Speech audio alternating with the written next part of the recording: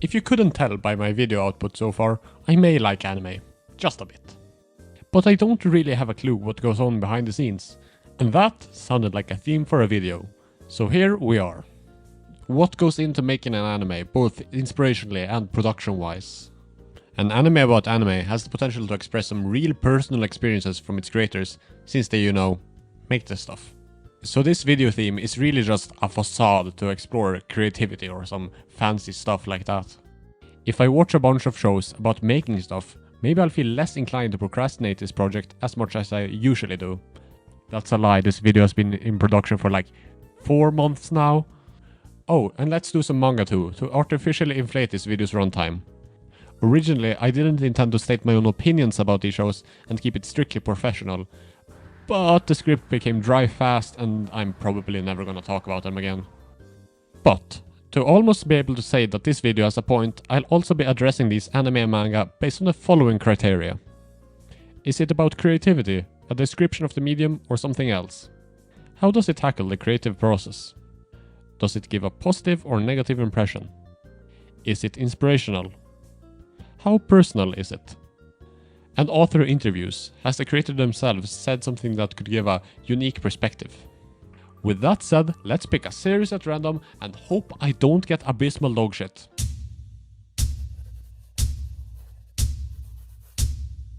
I got abysmal dog shit. Baby's first romance anime. It's basically just every cliche stapled together with a thin layer of "it's about creativity" to cover the stench emanating from its core. I have a lot of spite for this shit, but how does it cover anime or manga? Well, it kinda does and doesn't at the same time. There is a character that makes anime, and the main love interest is a mangaka. The series was adapted from a light novel, and it's clear that the author lacks experience in either field. Sure, he's done his basic research, but Kishimoto also did that for Naruto, and that series doesn't give any unique perspectives on the ninjas. It's very clear when it's personal and when it's not. The Pet Girl of Sakurasou is about the most boring asshole of a protagonist that moves into the wacky Sakura Hall and has to deal with crazy creatives living there.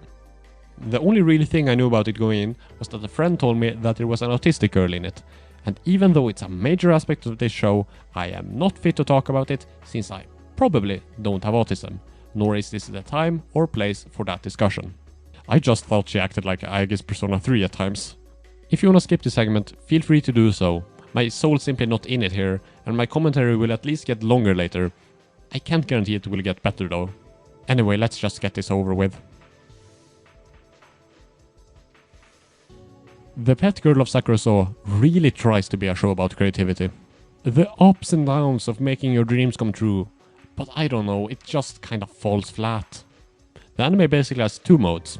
Romance Anime 413 and giving lackluster advice about creativity while sniffing its own farce.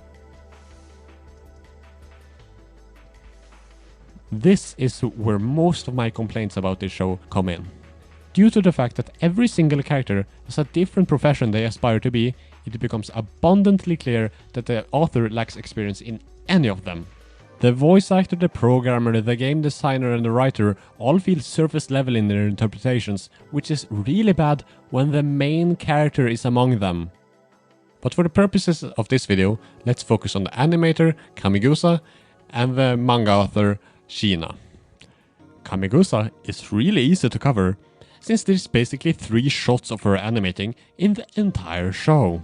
And nothing is really shared about the process. She can just make an entire anime at any time.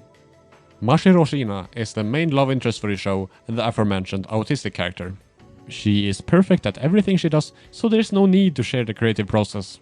Basically, she's the Gojo to the MC's Itadori, the golden example to strive towards. Sure, she may struggle emotionally, but that doesn't matter here. The show is at the end of the day positive about creation. It has its highs and lows, but you must continue to create. This is a message that will get repeated by a much better piece of media later, but you know, this show tries, I guess. If I was really into romance anime, then yeah, I guess this could be inspirational. The series could be used as a lace treat to get the most annoying person you know off their ass. subliminal messaging to do something.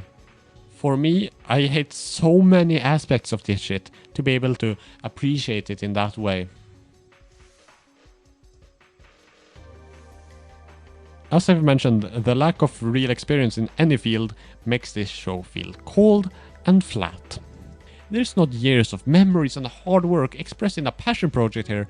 No, this is a slop romance anime with some Wikipedia summaries of anime and manga slapped on top. Yet again proving that I shouldn't have done this one first, because I couldn't find anything from the author. But hey, the arbitrary order that I watch these series in is more important to preserve than an actually flowing and functioning video, right?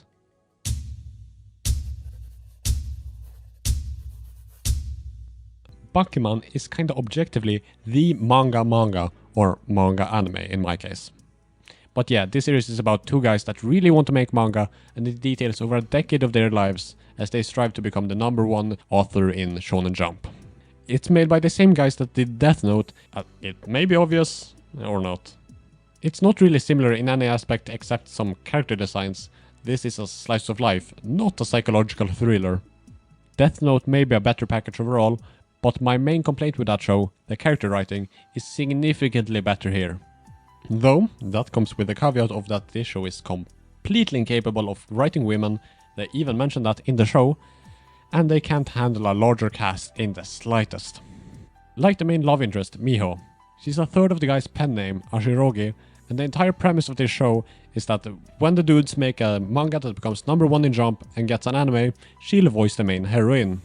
You'd think that she'd be like the third protagonist, or at least a deuteragonist or something. Nah, you get like one scene a season of her trying to achieve her dreams. And it's not even like I wanted to see more of her. The romance is horrendous, and she's written like if Terahashi Saiki K was played completely straight. The other love interest, for the writer guy, is Kaya, the usual tomboy archetype. In the beginning, she tries to find her own dream to keep up with the other three, but eventually gives up because supporting her boyfriend is more important. She's literally reduced to wife. That's insane, right? I'm not crazy, right? And then there's the rival mangaka, Aoki Ko, who's at first this cold-hearted and no-nonsense writer, but once the story wants to focus more on her, it realizes it needs to make her more happy and bubbly to make her palatable. Sure, the Nakai stuff changed her, but I have my fair share of issues with that too that I'll get to later. Believe you me. For me, it just reads like she got lobotomized to make her more digestible for the average shonen reader. This leads into the show's problem with a larger cast. It can't multitask at all. Only one character can be in focus at any time, and everyone else just freeze. Subplots, what's that? Okay, that's enough ranting. Does any of that really matter if you just want to watch a manga anime? Well, it's still a show, so it still needs to be judged as such. But let's see if it at least succeeds as a story about manga. This one fits squarely under the description category. It follows every, and I do mean every, step of the process, from them learning how to draw manga up until they're at the very top of Shonen Jack. Usually, stories of this caliber would have some sort of a time skip, to avoid repeating itself so much. There's a very limited amount of ways you can show someone drawing manga after all. But not Bakuman. This of course has its own pros and cons.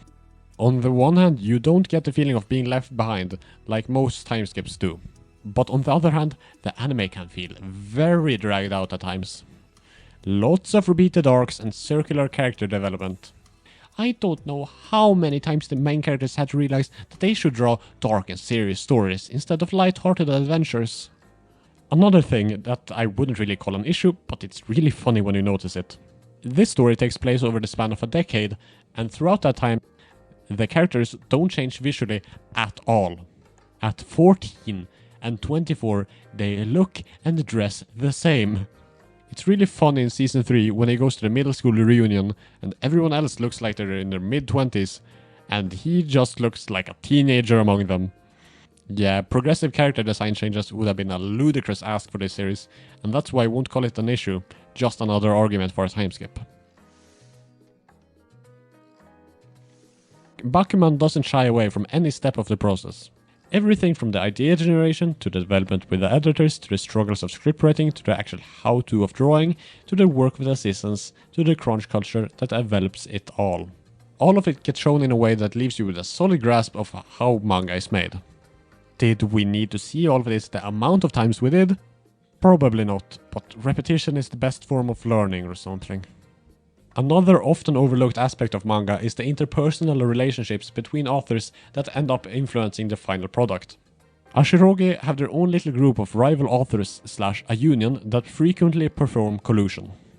I've talked about how Bakuman handles its larger cast, but these guys are fun on their own. Hiramaru especially, he's so awesome.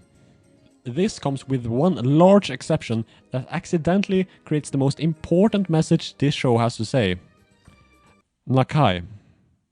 When he's introduced, he's an assistant who's dreamed of making his own manga for years, but always got rejected. Mashiro is impressed with his skill, and they make a couple fat jokes. Ha ha. Then he disappears for a bit. Next time we see him, he's teamed up with Aoki as our artist, and it's here the problems start, even if it isn't obvious yet. Because he falls in love with her, and obsesses over drawing the manga. At this stage, it's treated as something inspirational and aspirational, like the snow scene. Then their manga gets cancelled and Nakai's out of a job. Time passes and he returns to being an assistant. Oh, he found a new girl to obsess over despite her own wishes. Gross. But then Aoki needs an artist for her next manga, and even though Nakai was a bit weird, he was definitely skilled, so she calls him up. Unfortunately, Nakai's found his next target, but instead of just politely turning her down, he sexually harasses her in public. So of course she slaps him. But here comes the accidental statement piece. Because everyone in their little circle takes Nakai's side. Because he's nice and he's skilled. And also a disgusting freak. Even when he later leaves the show, they all try to stop him and keep him working in manga, because that's his dream, and even bring Aoki there. It's treated like something tragic. There's more cases than you can count of real-life mangakas protecting their own, even if they are predators. And even still associating with them after all the shit comes to light. The most obvious example is Nobuhiro Watsuki, the author of Rurouni Kenshin. Look into that one if you want to ruin the perception of your favorite mangaka. I seriously doubt that Bakuman tried to comment on this intentionally. The non-existent character writing for women in the show, the absolutely terrible light this paints the main cast in, as well as how it's portrayed in-universe, makes that much very clear.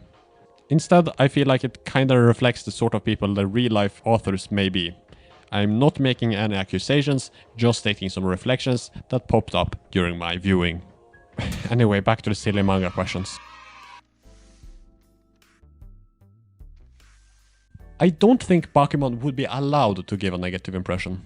It's a story about Shonen Jump, the largest manga magazine by a landslide, and it was even published in that very same publication.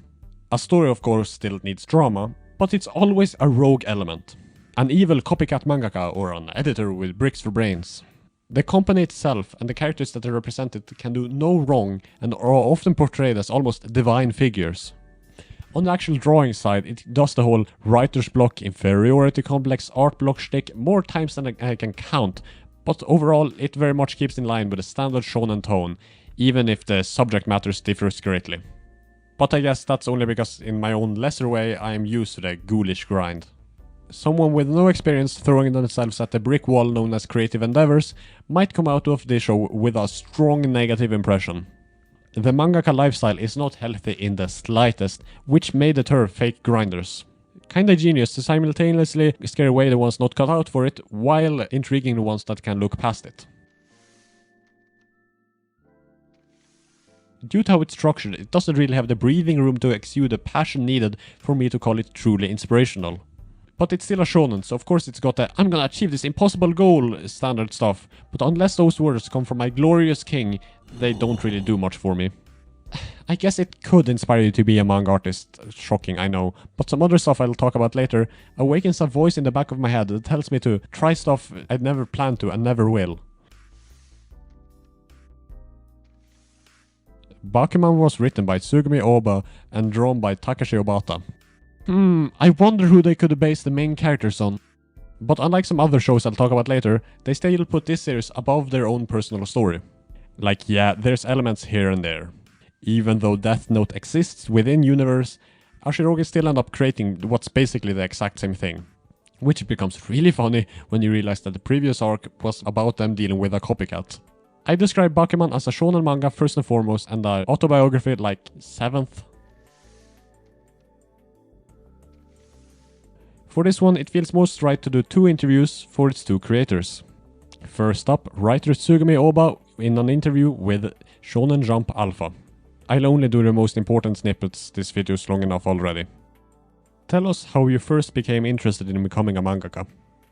When I was a kid, I read a lot of manga and always looked up to its creators. But what made me actually want to create manga was when I became an adult and realized I needed to work to survive, and normal work didn't appeal to me.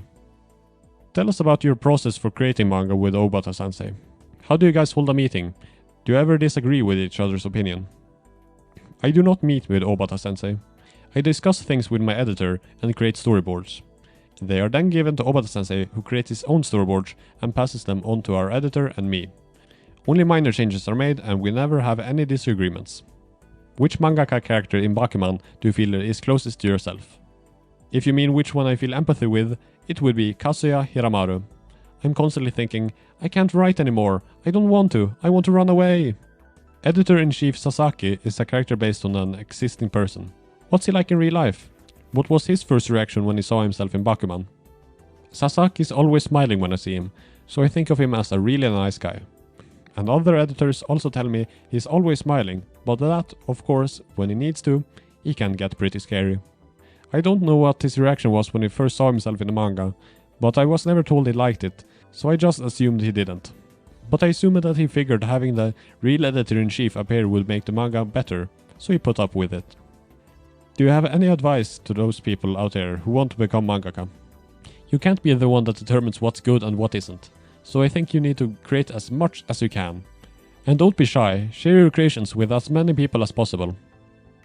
These answers were for the most part not what I expected in the slightest. Okay, maybe I could have guessed him being Hiramaru, and I sorta figured he was struggling keeping the story going. It also confirms that the glaze that the jump higher-ups get wasn't just something that I made up in my head. But the most shocking revelation is that the relationship between Ohba and Obata is not at all like Mashiro and Takagi in the show, and instead most closely resembles Iwase and Nizuma. That really threw me for a loop. And the one with Takeshi Obata is an interview with Comic Alliance written by Juliet Khan back in 2014. How did you develop your style as an artist? I'd always liked drawing and art since I was a kid. I draw and draw. For me, drawing is work. I keep my nose to the ground and draw all the time. For me, it's not exactly exercise, but it's akin to that. Every day, I've structured my life to be able to draw more, and that's how my style developed. Also taking inspiration from my favorite writers and artists and basing my own work on things I liked from them. I'd say that's how I built my style, as it were. What do you feel is the best work you've ever done? Whatever I'm working on at the moment is the best thing I've ever done. If I'm not working on something, it's whatever I work on next. Is there anything you especially love or hate to draw? I'm really bad at drawing female characters. It's difficult to capture their expression because I don't understand them. Making them pretty and cute is the most difficult thing. Yeah, this sort of just confirms that he's Nizuma. Also, him not understanding women couldn't be more obvious in the manga, even if he tried to. But now we can finally move on.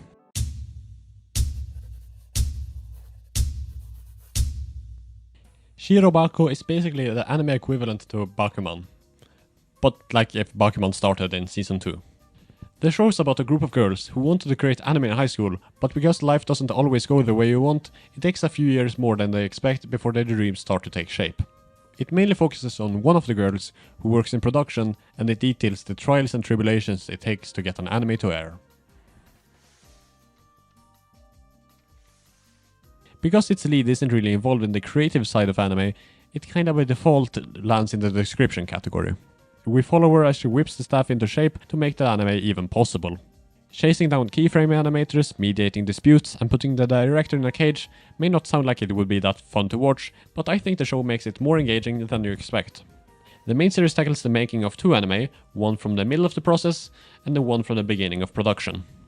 We get to see glimpses into every step from idea to airing, even if every segment doesn't get extensive coverage. For the show to be cohesive in the slightest, it physically can't give equal attention to every one of the dozen moving parts in the making an anime, so placing the focus on production is very clever, because it gives brief insights into all of it. The one thing I wish they put a bit more focus on was the anime they make, because it was a bit unclear what it was about at times. They did, however, release the first episode of both fake shows as specials. They're fine. The first one is a pretty basic idol mystery story, but it does have a prolonged Steins Gate reference, so you know I was soy-jacking at the screen. The other one is sci-fi plus old military plain slop, and while the lead's design scratches some unknown itch in my brain, I think it's Persona brain rot. One of the other main characters is an IDF soldier, so I think it's actually fantastic that this wasn't picked up for anything else.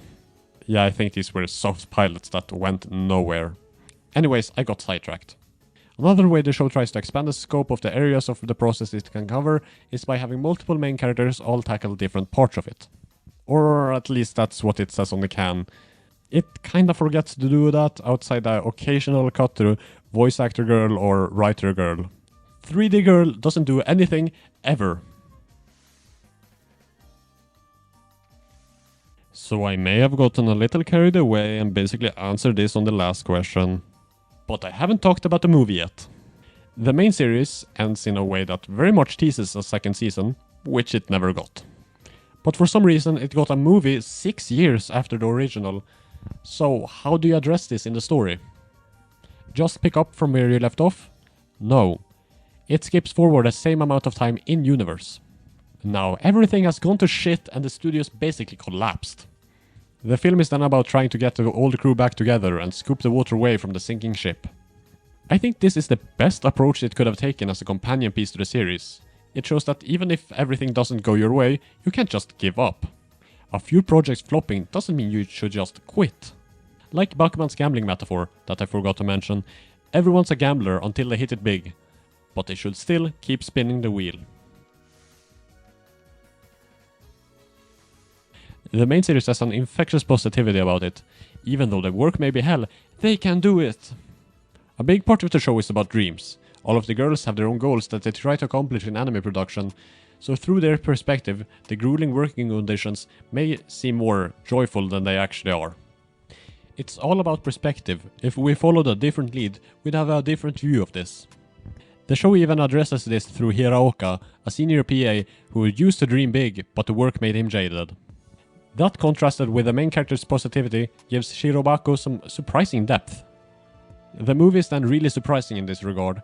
As I mentioned, it's about how everything has gone to shit, so the beginning has a really negative vibe. It also somehow has one of the best emotional progressions I've seen in an anime. It becomes happier as it goes along, but there's no clear jump in vibe. It's all smooth and not noticeable. Yeah, it is.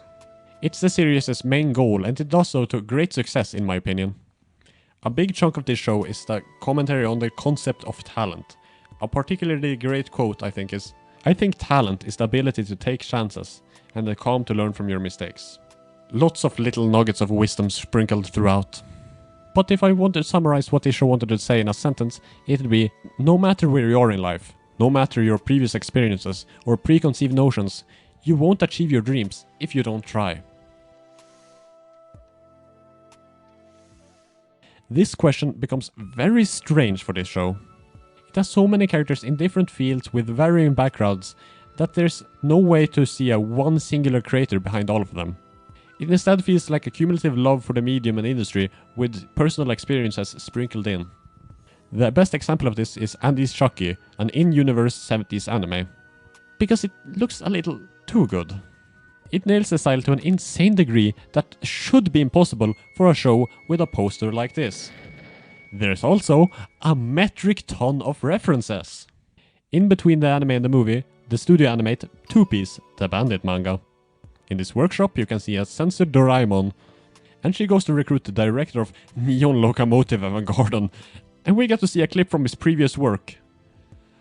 I'm back in the fucking building again! In one of the movie's musical segments, oh yeah, that thing's a musical by the way, there's a Madoka reference, and oh my god, I'm so sick of this shit. Safe to say, this anime likes anime. And not just in a clap your hands like a fat seal when a recognizable element shows up kind of way either. But I do also love recognizable element. Oh, and it passes the check that I forgot to mention. They ask the question, why do you draw? Which I'll address in the right segment. You know what's coming later, you saw the thumbnail. But here, that's only a smaller part of the bigger question Shirobako asks. Why do you create anime? This really is the core of every single character's arc, and their answers vary greatly depending on their background, their personality, their field, and everything else that makes them, well, them. This is a total shot in the dark, but my personal theory is that they asked some of the real-life staff working on the show this question and based the in-universe answers on that. That'd be pretty cool if they did, at least. Yeah, no, couldn't find anything relevant. Yeah, there was one interview with one of the voice actors, but that doesn't really give any insights to the show itself.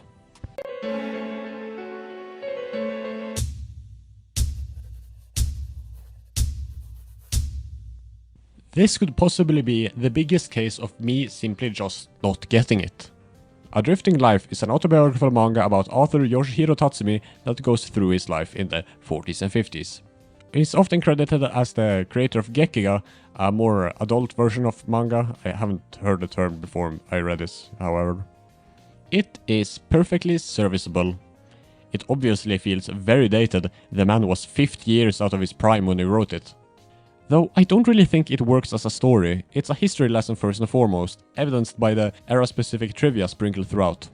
There's a lot of characters, it kinda lacks a structure, it completely lacks an ending, and overall it just feels kinda directionless. Yeah, with the title in mind, it kinda makes it seem like this was intentional, he just drifted through life. But at the same time, it makes this an utterly unengaging read. So even though this is someone's actual life, I will still treat it the same as the other stories here, because that's what it presents itself as. It doesn't state that it was directly based on Yoshihiro's life. I mean, even his name's changed. I'll try to keep this one a bit more brief, because I don't like it, and I don't want to work on it.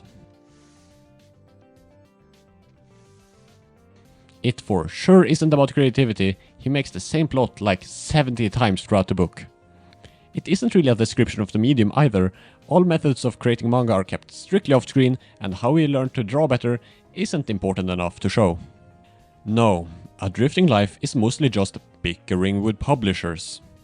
And that could have been interesting, if the characters involved were interesting. But that's far from the case. Because they're only based on one guy's impression of real people, everyone comes off as incredibly shallow. Even the ones that the manga spare a bit of depth for feel artificial in a way that's really hard to explain. So I mean, it's a unique approach, I'll give it that. It could have worked too, given a different basically everything. We never really get to pick the main character's brain, so the actual creative process is kinda kept vague mostly. When it focuses on writing manga, it usually just flips between "and then he made detective manga number 713" and "he got art block / he procrastinated, so he went and watched a movie instead." No, I wouldn't call it positive really. Does it have its moments? Sure. But overall it gives the impression that writing manga sucks, and that publishers only want to skin you alive. That may be true, but I don't feel any of the author's passion shining through. If I had to guess, it's because this manga was published 50 years after the actual events, so instead of feeling young passion, this story kinda has an old man smell. I'm repeating myself a bit, but no, not really. I guess it could be. You do see the hard work that goes into the creating the manga, and the reward for it, but you could also just watch or read anything else I've talked about or will talk about today. That's kinda the baseline. But the manga doesn't really try to be inspirational either. It's easy to see a world where it could be. A seasoned mangaka reflecting on his life and passing the torch to the next generation. But nah, complaining about mean publishers half a century later seems like a better use for everyone's time. Okay, this question really isn't fair for this one. Yeah, I wonder if the documentary about the guy's own life features experiences from the guy's own life. Yes, it's about Yoshihiro Tatsumi.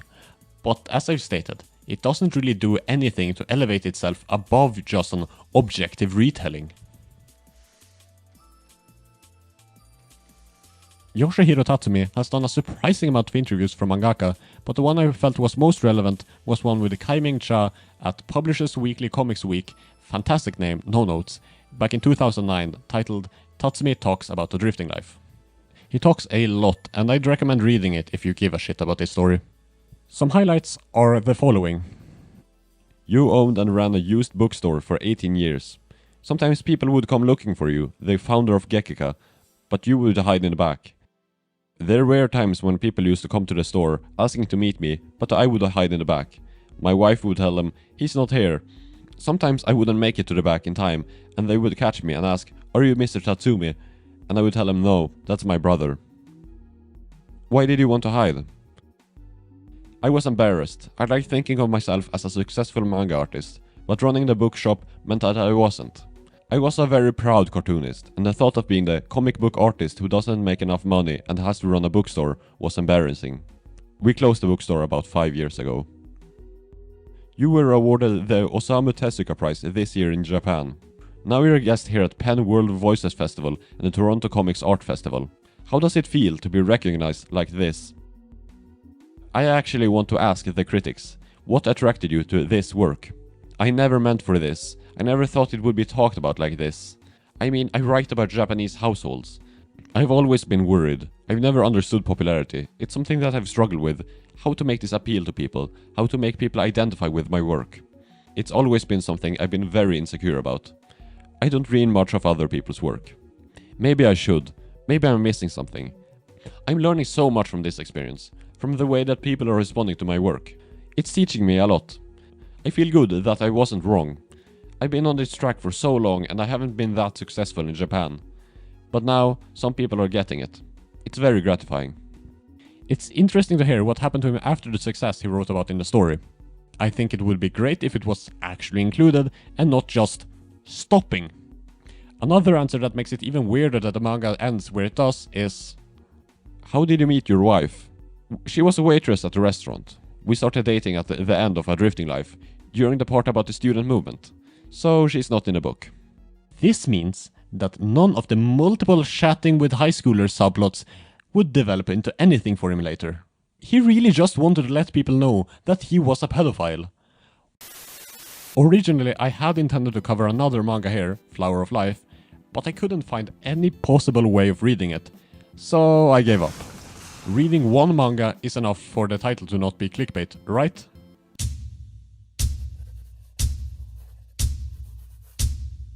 Animation runner Kuromi consists of 2 OVAs from the early 2000s about a girl that is forced to wrangle animation staff as a producer.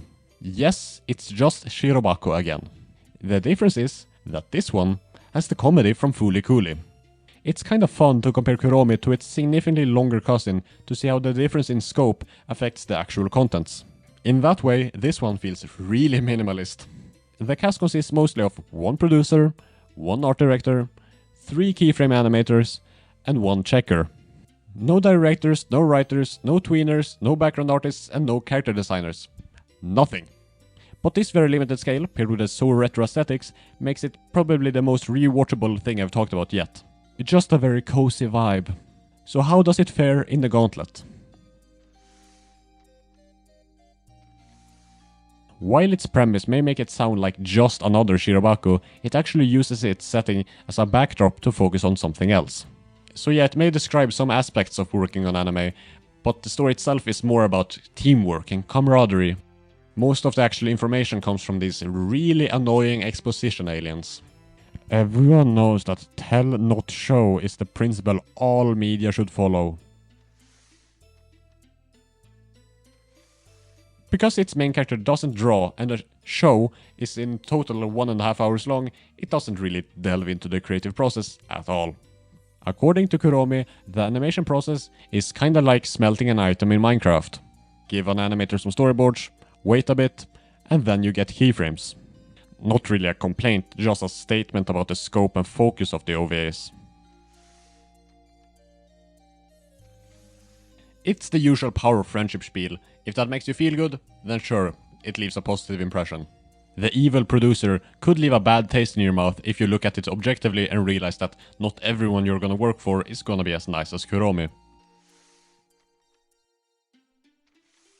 It's inspirational in the same way that an infomercial or an PSA are. If you don't think about it, then yeah, everything it shows looks great. Woo, the team's like family and nothing can stop them. But when you're watching, you do kinda get the sensation that it's trying to sell you something. In this case, a job. Not a passionate story based in someone's own experience. So I don't know, it's kinda inspirational in its own weird way. Again, it's too short to get personal, but I couldn't feel much of an artiste behind it. It very much just reads as an early 2000s comedy anime that just so happens to be about anime. So, I didn't even know that this show existed before I started working on this video. So it's first now, after the fact, that I looked into the background of this show and realized that the director is a huge piece of shit. It's not really relevant to the topic at hand, but I just thought it was important to state fuck Akitaro Daichi. Okay, now on to the interview. The only one I could find with any sort of relevance to animation around Kuromi was one with the aforementioned piece of shit by Sean Brossel at Anime News Network. Though even then, there isn't much to get. Are there any types of shows you prefer directing over others? I prefer to do comedies, if I can. What elements do you think make a good show? I believe one of the main things is the staff. It's about putting your entire body and soul into it. That brings out good elements of a show. And that was basically it. Wow, he likes comedies and thinks the staff is important. Shocking, I know. Anyways, on to something better now.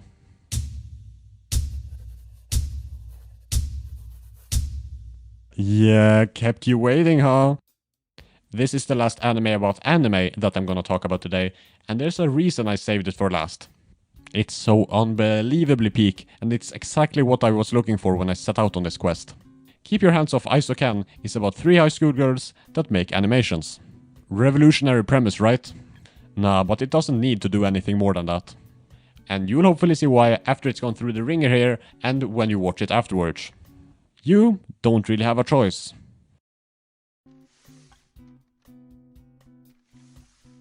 Eizouken is perfectly in the middle of description and creativity. It documents most of the steps of the process of how these girls make anime, but at the same time, look at it. Every time they brainstorm or talk about concepts, the show completely switches style, and oh my god, these segments are so fun. I adore concept art in general, and this is just that animated. It's such a fun style that exemplifies the show's love for the medium and the creative works in general. By the way, I can't show it in this video without risking getting nuked, but every sound effect during these segments are mouth sounds. Because the anime itself hasn't been produced yet. Isn't that fun? The 3 girls also have very different reasons for doing this. The concept art is Asakusa's thing. Mizusaki fell in love with movement first, and animates to show the subtleties in mundane acts. And my goat Kanamori can't draw for shit, but she does love money, so she acts like half producer, half Yakuza boss, taking every possible opportunity to blackmail everyone around her. But it balances these 3 perspectives very well, and all of them have their own compelling reasons for the viewer to agree with them during the disputes that come up between the clashing approaches. Kanamori in particular acts as an anchor that grounds the other two's insanity to reality, but the series wouldn't work at all if you removed any of them. Because Eizouken gets a little silly with it, its depiction of animation may not be as realistic as, say, Shirobako. Like, the shit that they accomplish in the time span that they have would be so far beyond impossible, it's insane, and that's with a lot of cutbacks and crunch. Like, compared to the anime that the girls made in high school in Shirobako over the span of several months at an art school. And here's what these goobers pull off in a month. It also doesn't show or explain the process of production as clearly, like it teaches you bits and pieces, but it's more like fun trivia than actually learning. Like the camera, for example. And yeah, it didn't need to do those things, it isn't the point of the show. Shirobako was a love letter to the work, while Eizouken is a love letter to animation itself. Yeah, no, the show may look like this, but it's actually a very gritty and dark depiction of the nightmarish slog that is the anime production culture. No, of course Eizouken is positive about animation. You don't even need to watch the anime to figure that much out. If I could just play a clip of Asakusa explaining her love for the finest details in animation, but alas. Yeah, every inch of this anime is drenched in a passion for the medium that is simply infectious.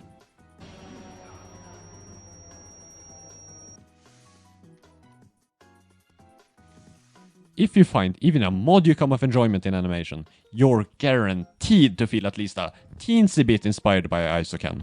Even if you watch this show on mute in the background, it'd still scratch your brain to get those creative juices flowing. Or maybe that's just because it cheats and uses a particular aesthetics that makes me make monkey sounds at the screen. But I do have to reiterate that the shit that I pull off here would be almost impossible to pull off in real life in their given circumstances. So you need to disconnect yourself slightly from your own skill level in order to enjoy the show in this regard. Otherwise, you'll just come out with an intense inferiority complex and imposter syndrome. The most yet. All three main girls probably have their own fair share of traits taken from the author, but it's incredibly clear that Asakusa is basically just a self-insert. And would you look at that? Autistic representation that doesn't feel fetishizing. Sakurasou just gets worse as time passes. Yeah, I won't speak on it any more than that, because yet again, I do surprisingly not have autism. But from seeing people that do, I feel like this is a much better faith rep. But on top of that, the whole adventuring thing she's got going on must be based in the author's own experiences. The connection between exploring and drawing concept art doesn't feel like a thing that could be completely made up for the story. Of course, there's still a disconnect between the characters and creator, considering the different fields that they pursue, but the core experiences that transcend mediums very much feel like personal anecdotes, and in that way the show manages to inspire the viewer further, no matter their own dreams and goals. This comes from an interview conducted entirely in Japanese, so I can't really state its name, just find the matching number down in the description.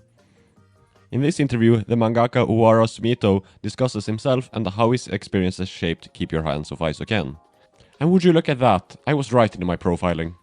He explains how he has struggled with his neurodivergence and how it has led him to being awful at math and writing kanji. But just the actual act of writing, he notes how language ability is a separate thing, which means that writing the manga digitally isn't an issue. A common symptom for many neurodivergent people is not liking sudden changes. Many often prefer things to stay the same. Oowara mentions how this has led him to struggle with anxiety when his very rigid schedule is jeopardized by, for example, a dentist visit. He proceeds to share his experience with school growing up, how he barely attended due to bullying, bad teachers and a system that didn't allow him to shine. In high school, he joined the film club due to his interest in animation that he acquired during his frequent absences in prior grades. Though the club made live-action films, he was happy all the same. Oowara then confirms that for sure some of his own life bled into the manga and anime. Overall, the interview very much confirms that he is Asakusa. The meekness when other stuff than something animation related is discussed, the social anxiety, etc., it's all stuff both share.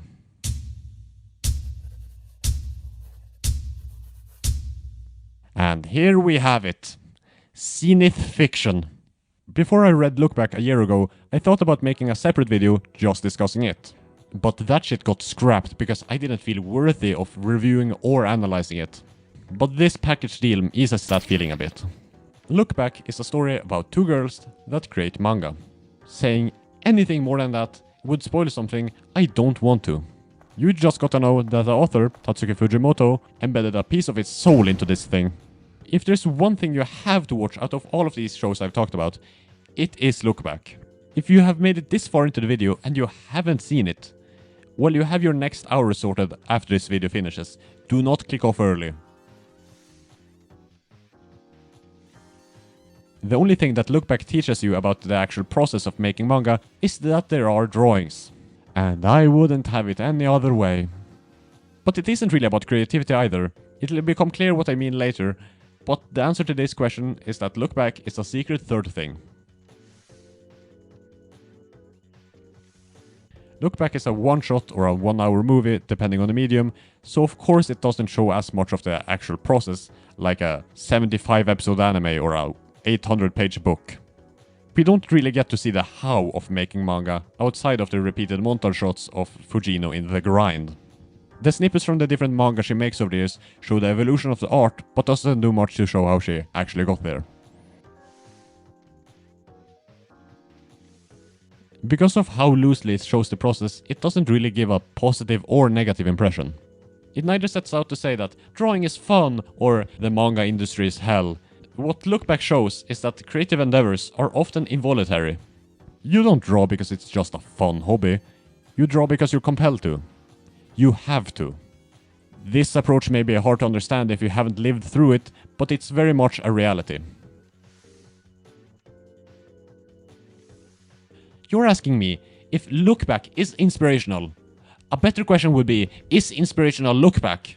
Wait, no. If you've ever created anything, Look Back won't just make you want to continue. No, you'll need to. Like the most common reaction I saw to this when it released on X Everything app, Blaze Your Glory, was, I need to draw. I can't really describe of why or how this is, it's just obvious when you watch it. So watch it. I mean, just look at the main characters' names. Fujino and Kyomoto. This is Tatsuki Fujimoto's story, and it doesn't try to hide it. Like in Bakuman, they try to dance around that the MCs would eventually create Death Note, but here, Fujino straight up makes Chainsaw Man. Sure, it's called Shark Kick, but come on. On top of that, a lot of key moments read as things that Fujimoto himself personally experienced. The childhood grind and eventually giving up. The rain scene. I mean, even the hiatus is placed in exactly the same place in both Shark Kick and Chainsaw Man, for crying out loud. It also makes me more mad about the Drifting Life, since that one also had the main character's name be a rearranged version of the author's name, among other similarities, with the main difference being that I simply do not like that one. Fujimoto is, for good reason, considered to be one of the strangest mangaka out there. With the video of him levitating, him role-playing as his fake little sister on Twitter, as well as just the content of his stories, it's easy to come to that conclusion. Despite that, he's very recluded, and finding interviews with him is much harder than it sounds. This one comes from Meet Tatsuki Fujimoto, the brilliant mangaka of Chainsaw Man and Look Back, written by Jérôme Lachaise at the French publication BFM TV. It for the most part talks about Chainsaw Man, which at the time had recently wrapped up part 1. There is, however, one segment that talks about Look Back, and he says the following about Fujino and Kyomoto. That's right, both sides lie dormant in me, admits the author, who deliberately keeps his life a mystery. I really admire people who work in animation. They're always very good at drawing. I would like to be as good at animation as I am at manga. The interviewer then proceeds to kind of fumble, asking about the real-life attack that inspired parts of Look Back's story, and Fujimoto refuses to answer, seeing as this is a sensitive topic for him. He explains that his anonymity and secrecy in this topic, and in general, are both the results of him being afraid of being killed, something that inspired spoiler in Chainsaw Man. The second and last quote of relevance here is the following. Creating a manga is extremely difficult, even painful. You start out being a mangaka because you like telling stories in drawing. But once you practice this profession, you realize that you have to do everything yourself. He's purposefully vague when it comes to Look Back, probably because oversharing would destroy the wall he's built up to the public. Him admiring animation in particular isn't something I knew, but it fits with the theme of this video at least. The second quote very much supports the I need to create spiel I went on earlier. Overall it was kinda what I expected, but as usual when I see Fujimoto do anything, I just wanna look inside his brain. Very interesting guy. You know, this is both the third rewrite and third re-recording of this outro. Because originally, I didn't really know what I wanted the point of this video to be, and that in of itself became the point. But recent trends on social media made it exceptionally clear what I needed to say. You need to create. It doesn't have to be good. You don't need to share it, but you have to make something. I wouldn't dream of calling what I make art, but I still made it. And even though it hasn't had any impact yet, it's still important to me. AI has shown that a certain subsect of society places no value on art. To them, it's just a product to be consumed and thrown away. Thought, meaning, and any emotional aspect don't matter. All that matters is if it's pretty, but more importantly, if it has monetary value. And it's not like I'm alone in these fears. Look Back's director, Kyotaka Oshiyama, expressed in an interview with Bantam Web that he fears that it may be the final time an animated production is made entirely without AI assistance, and therefore made sure it looked as human as possible. But even though there's no better swan song to animation than that movie, we can't let his premonition come true. Defeating capitalism may be a bit of a tall order for me to make, but the least we can do is not give up. Do not let human passion die out. Make shit. With that said, it's about time for me to continue making my own slop, isn't it? Yeah. Okay. I've been working my ass off, I might just be changing. The voice is still present, but I don't engage him. Melancholy keeps on trying my patience. Self-doubt tries to supply my self-hatred, but nah.